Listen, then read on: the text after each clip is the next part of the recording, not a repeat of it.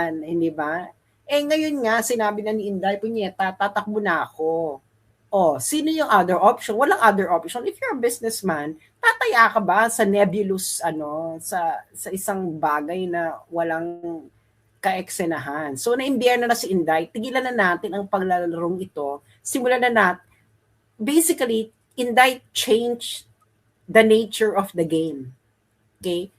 One afternoon, while politicians are eating expensive buffet in the House of Representatives, Inday said, time's up mga dear, change game na tayo mga bakla. Tigilan na natin ang pagdidribble. Ano na kayo, kailangan nyo na i-shoot ang mga bola ninyo. Kailangan nyo na i-shoot ang mga bola ninyo sa dapat pag-shootan. Dahil pag hindi, bahala kayo. Basta ako, eto na ako. Kayo, bahala kayo kung ano gusto nyo gawin sa buhay nyo. Pero ako na ito na gusto ko go. Tatakbo ako presidente for 2028 and everything that I will do is to achieve that dream. Kayo, bahala na kayo kung anong dream nyo sa buhay. Buhay nyo yan. So ngayon, nakikita natin lahat sila, they all measuring their worth against Inday. Fulfill your needs. Yeah, politics is not determining who your best friends are. Okay? Second, of course, meron din namang mga hindi naman ito but politics is not kung ano-ano na lang. Okay? Of course, kailangan mo rin protectionan yung integrity mo, kailangan mo rin protectionan yung kasi in politics, if your integrity gets damaged, di yan katulad sa showbiz. Sa showbiz, whether it's bad news or good news, is good news. Sa politics, bad news is bad news, no?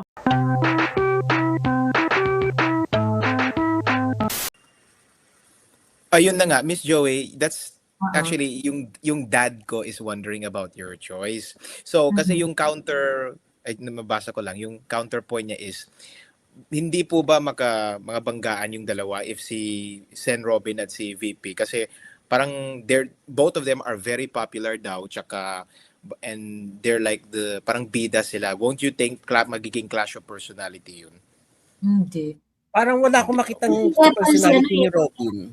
Hindi Apple si Robin eh. Hindi Apple si Robin. Tapos si Robin, sikat siya, tapos drawn yung people sa kanya. Kasi talagang, number one, artista siya, popular siya. And at the same time, charismatic talaga si Robin sa, Pero, si Robin, hindi siya Apple. Hindi siya yung tipo na kukunin niya yung thunder ni Inday, ganon. Hindi siya ganon. Wala sa karakter ni Robin. Kaya nga parang napaka-safe kay Robin eh. Anyway, kumbaga parang willing siya maging shadow, no? Parang kumbaga kasi importante sa BP syempre yung yung kumbaga yung talagang seasoned na politician like APC. Ang problema kasi baka mangyari na naman yung ilang beses na tong magkaaway yung BP at saka presidente. Tapos tama si Mami Joey, imbis na makagawa ng maraming trabaho, nauuwi sa bangayan. So mas maganda ang next tandem. Partner talagang may rapport. Diba, noong panahon ni PRD, saan ka ba naman nakakita, Vice President mo, nirereklamo ko sa international community? Diba, we also have to remember that this is politics. We don't always get what we want. And even itong pag-analyze natin na to, doesn't take into consideration the person that Inday has to work with. Work with in the sense na she might have to make political compromises. You need a certain party, you need to bring them along. So I cannot fault her if she will have to negotiate. So para sa akin, yung mga ganitong klaseng usapan saying this or that person is better might tie the hands of VP Inday if she ever has to make a choice. And these are tough choices considering her personality. But that's what it is. Politics plays a role in it. Kaya nga in the 2025 elections, we should have learned our lesson. Yung mga, basta ayoko kay ganito. Ay, basta hindi pa natututo si Inday. Ayan. Ayan, nalusutan tayo ng mga... we could have gotten more candidates in there. Pero hindi, ang daming drama. Binoto ninyo, weaker candidates. Ayan, but there are compromises no matter what you do. And confident ako that si VP will have to make good political choices. She cannot Especially afford. for the VP. Kung ang usapan dito ay yung malawakang suporta, yung mga dala of this candidate can bring a particular demographic at saka sure na sure win yun, sure, why not? Diba? Pero we don't get to choose. Kasi yung mga ganyang klaseng decisions are made in secret. We will not be privy to that. At hindi dapat tayo nagtatampo. Kasi she has to work with them. And she has to win. So if those decisions are about make the difference between winning and losing, hayaan ko na siya. Saka na tayo magmakdol na pwede na naman natin later on sabihin, if it weren't for that compromise, o di sige. But we also have to understand, this is politics. Huwag tayong magtampo. It isn't about that. And it's not personal. Yeah. Agree, Miss Trixie. Ako na point out ko lang yung kanina yung kay Senator Amy, hindi bilang partner ni Sarah ha. Kundi kumbaga sana wag na lang tumakbo. Kasi parang bilib na ako kay Amy eh. Sa point na to bilib ako kay Amy. Oo, wag pero siyang tumakbo as what? As VP kasi Sarah, kailangan siya sa Senado. Kaya lang sa Senado What pero in the Senate, hindi natin mapaparisan, hindi natin maka-quantify yung ginawa niya na to hold the Senate hearing on the taking of Rodrigo Duterte. The findings there are submitted as evidence in the defense of Duterte. So I don't care how badly. You have to see it for what it is. This is politics, and sometimes you have to make hard choices. She clearly brings something to the table.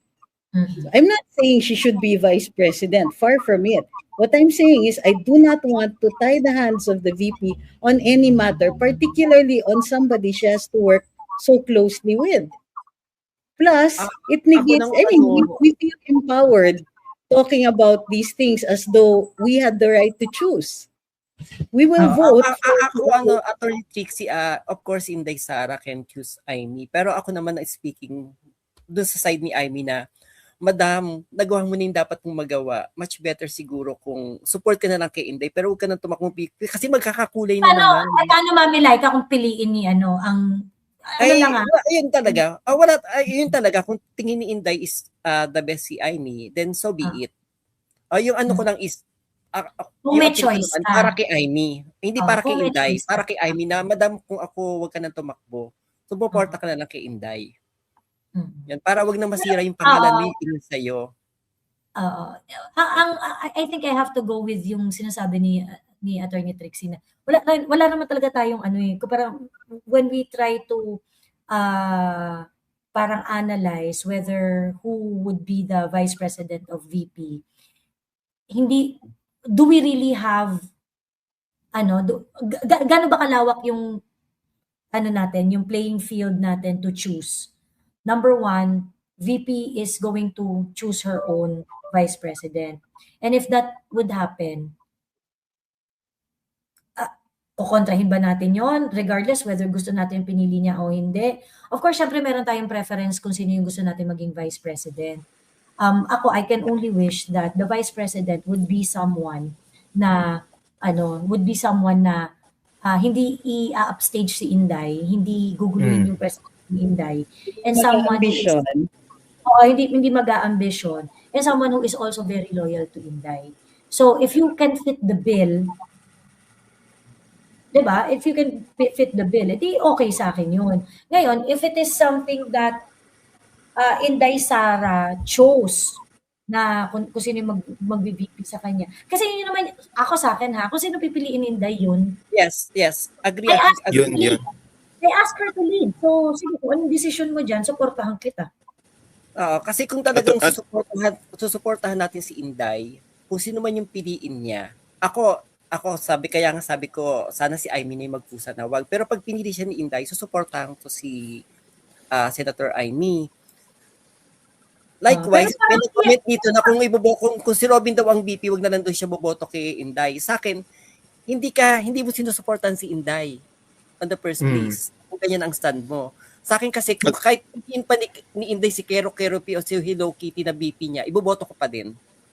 Kasi yun yung pinili ni Inday eh. Tingin niya, doon siya Attorney mag-work. Trixie. Hi, Yeah. sorry. Attorney Trixie, this is not my argument, no. May nakita lang akong parang devil's advocate. So, they're using the Villar example as someone that VP endorsed na, you know, it turns out not so good ngayon.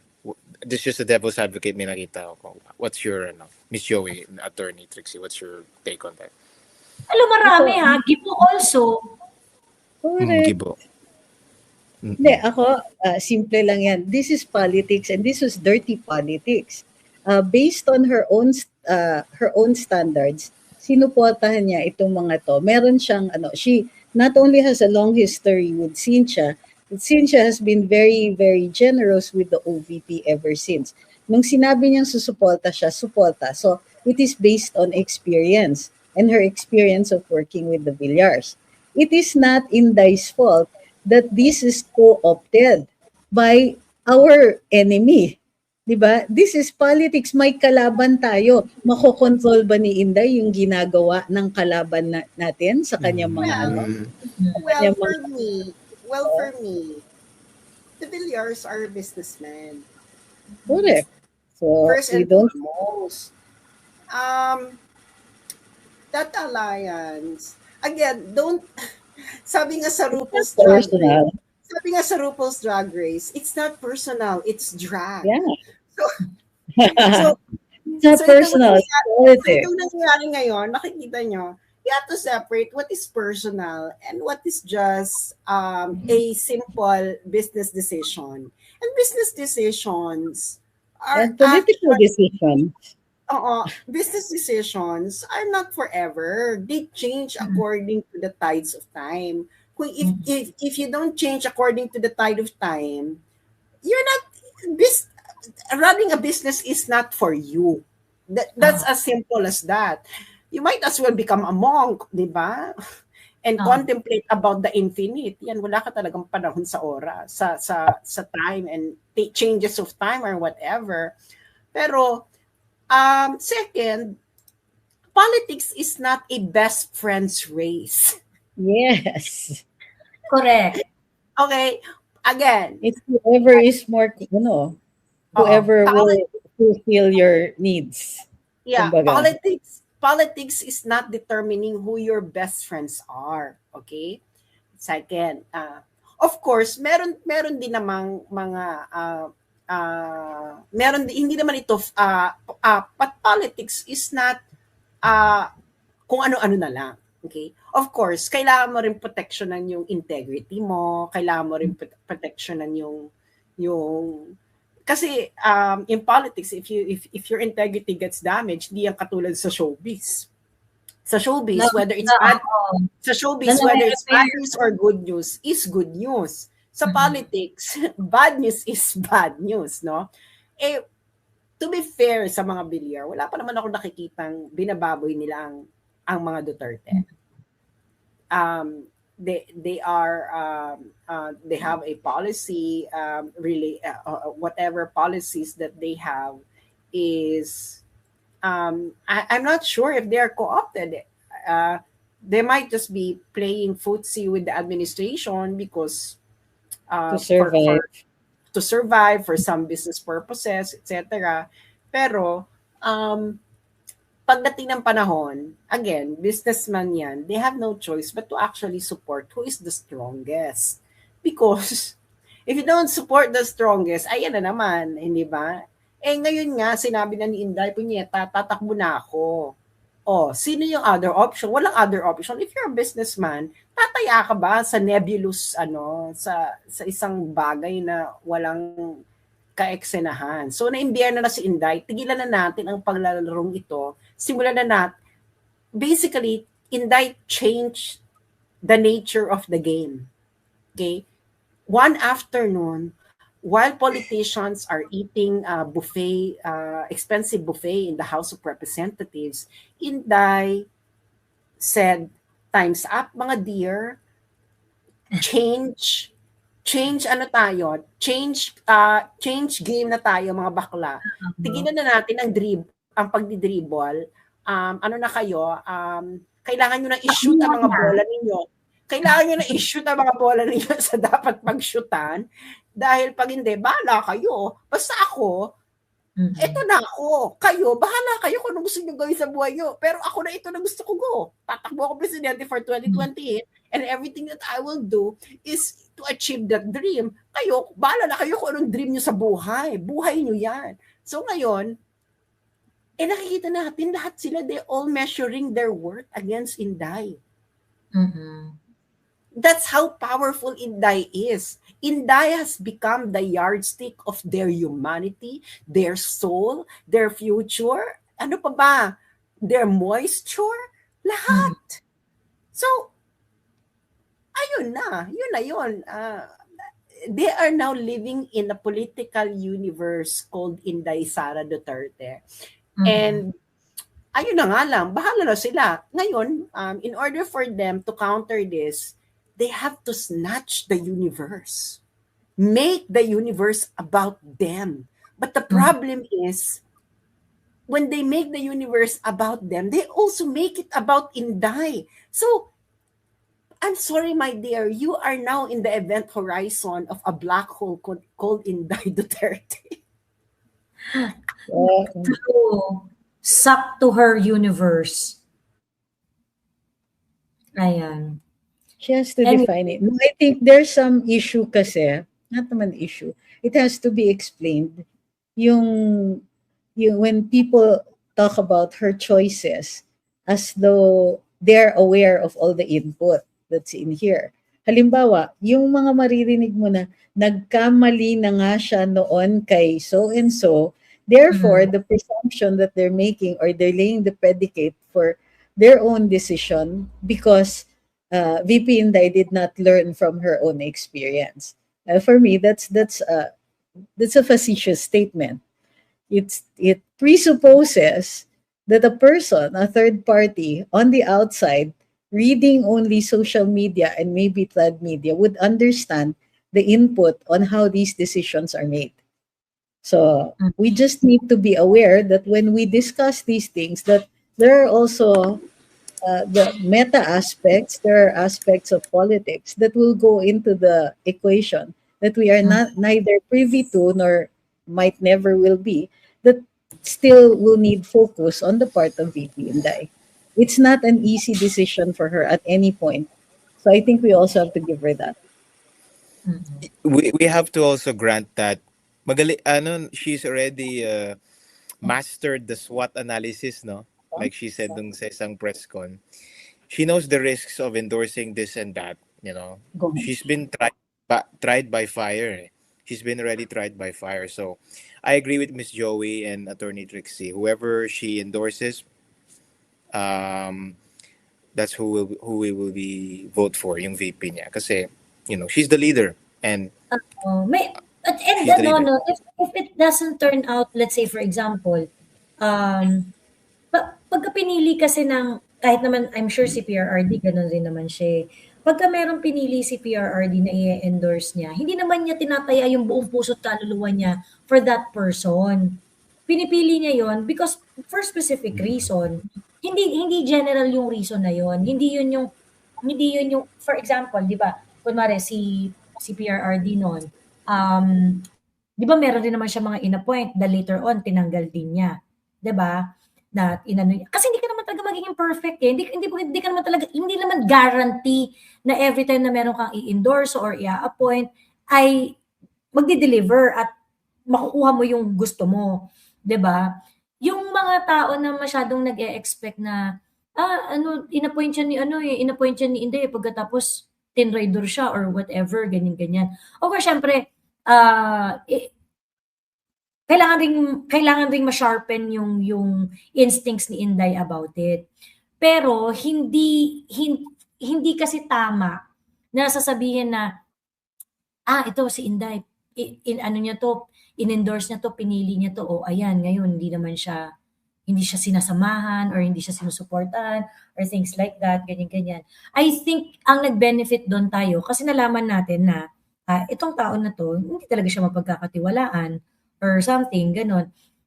we have to take into consideration na nung 2022, si Inday tumakbo as Vice President. And people are really taking advantage of her clout. People are taking advantage of her clout. And at the same time, because she is Vice President, hindi siya powerful pagdating nung panahon na igugugol niya as Vice President. So, may mga tao talaga na mabilis makalimot sa mga tao talaga makabilis makalimot. And nakita natin yon at ang maganda doon, nakita natin yon na ito na yung lahat ng mga tunay na mangga. When they were expected to do the right thing, nung binabalasuba si Inday at saka si PRRD, di sila nag-budge because wala kasi naman talaga yung power kay Inday. 'Di ba? Pero kung iisipin ninyo, tingin niyo ba ibebenta ng mga yan si Inday or si PRRD kung si Inday yung presidente? Mag-a-act ba sila ng ganyan? I'm sure hindi, 'di ba? Mahihirapan. Mahihirapan sila. Hindi nila magagawa yung mga ginawa nila kay Inday kung si Inday yung presidente. Hindi nila tatalikuran si Inday. Yung mga in-endorse ni Inday, hindi nila tatalikuran si Inday. Ganon. As Miss Sass said, tao pa rin sila. Itong mga in-endorse ni Inday. They have free will to betray her or not, diba? Sorry, yun lang. Tao pa rin sila eh. They have free will. Yung mga in-endorse ni VP. Nakita natin yung mga hindi gumamit ng free will nila sa marangal na paraan, 'di ba? Na-reveal sila. 'Di ba? Na-reveal sila. Daniel, iisipin natin na iba talaga yung admin na to. Magaling mangurap ng tao. Titingnan mo yung mga dating magagaling na hinahangaan natin, eventually na-corrupt nila, naging kakaiba yung ugali. Naging kumbaga nahawa nila. So, yeah, nag-agree ako na minsan may mga nagtumalikod sa mga Duterte, pero magaling din talaga kasing mangurap yung admin na to eh. Alam mo yung mabuting tao, tapos pag napadikit sa kanila, walang magagawa kundi makijoin. Parang makijoin ka sa amin, kung hindi, kalabang ka namin. Kung ikaw ba naman talagang susunod ka sa kanila, di ba? I have to go. Naantok na. Finally. Okay. Good night. Thank you very much. Tsaka may karaoke night pa yata sa kabila. Okay. Actually, Attorney Trixie, thank you. Thank you, Attorney Trixie. Thank you, Attorney, for enlightening us. Thank you. In a while, mag-end live na rin ako kasi marami akong kailangan kausapin ng maaga. But before we go, meron lang akong gustong pag-usapan. Yung mga nasa backstage, guys, I'm so sorry ha, hindi ko na kayo mapapaakyat, yung mga nasa backstage ngayon. Hindi ko na kayo mapapaakyat kasi para hindi na tayo humaba ng bonggang-bongga. Pero meron akong last na topic na gustong pag-usapan. Kasi, ang tawag dito, yung China, sa China News, may nirelease silang video. Yung China.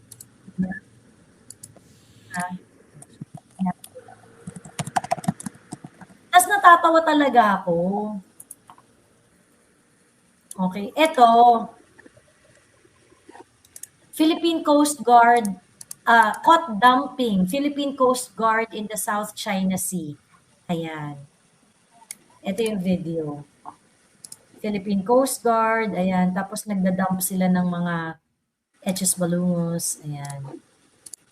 Ano yung mga tinatapon nyo?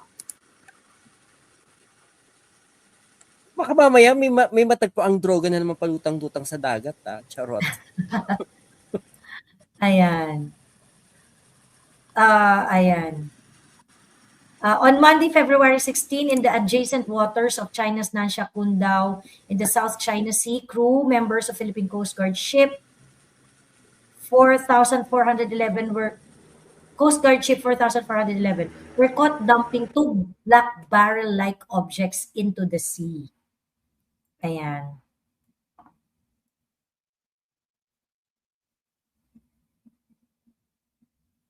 Ayun. Baka tao? Charot. Ano yung dinamp? Ewan ko. Ano yung tinapon? Pero alam mo, nilalaro na tayo ng China. Sobrang nilalaro-laro na tayo ng China. Yung ano, yung parang asara ng gusto nyo gusto nyo pikunan gusto nyo yung annoying na back and forth Pero mo parang, ba't naman makakatch? Ang bilis-bilis, ilang seconds lang to. Pagkatas na-catch pa ng Chinese ng Chinese Coast Guard tong video na to. Ano kaya yan? Diba? Parang, grabe naman yung pang-control dito ng grabe naman yung pang-control dito ng China. Ilang seconds lang to, Nakita pa talaga nila. Nakita pa talaga nila yung dumping. Nakita pa talaga nila yan. Unless, of course, talagang ang gusto talaga ng China ay patayin sa inis ang Philippine Coast Guard. Sila Tariela or whatever, ganyan. Kasi parang, talaga nakita pa talaga nila yun.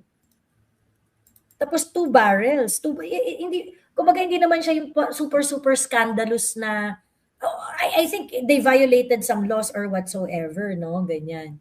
Pero 2 barrels, tas nakita pa nila, alam mo yung parang gustong sabihin ng China, dude, we are watching you. We are capable of watching you every second, every minute, every second of the day. 'Di ba? I dream about you in the most special way. 'Di ba? So yun, may satellite sila, kahit anong galaw diyan, alam nila, sabi ni Erica Rita Delfin. Yeah, I'm pretty sure. Pero 'di ba talagang yun talaga babantayan mo, kaliit-liitan na action, 'di ba? So, alam mo yung feeling ko, gusto niyo ng kasi kayo diyan sa Pilipinas, mahilig kayo sa mga moral-moral yung dapat hindi nag-violate ng rules, dapat hindi walang inaano na kahit anong dapat malinis, walang vina-violate ng rules na kahit ano, ganyan-ganyan. And I kind of felt na yung they are trying to embarrass us by the slightest, by exposing our slightest transgression. Although you have to correct me if I am wrong, kung this is a slight transgression ba or talagang absolutely absolutely reprehensible act, ganyan. Pero kasi parang agisi lang tapos ayun. They're Kasi playing hindi nila identify kung ano exactly yung nandun sa yan. Oo. Nilalaro nila tayo. Kung ano yung laro natin, ginagamit nila sa atin. Kasi ganyan tayo maglaro So parang, ganyan pala gusto nyo laro. Sige, maglalaro tayo ng ganyan. Oo. Ayun. Gusto nyo kami labanan yung parang sinasabi niya, gusto nyo kami labanan sa asaran Dude, di kayo mananalo kahit asaran. Kasi nag-resort tayo sa ganung tactic Tapos, di ba, nung nagsalita sila, bilang nag-iyakan naman tayo. Parang, ano ba talaga? Pag kayo yun ang babastos, okay lang. Pag binalikan namin kayo, hindi nyo kayo dapat bastusin.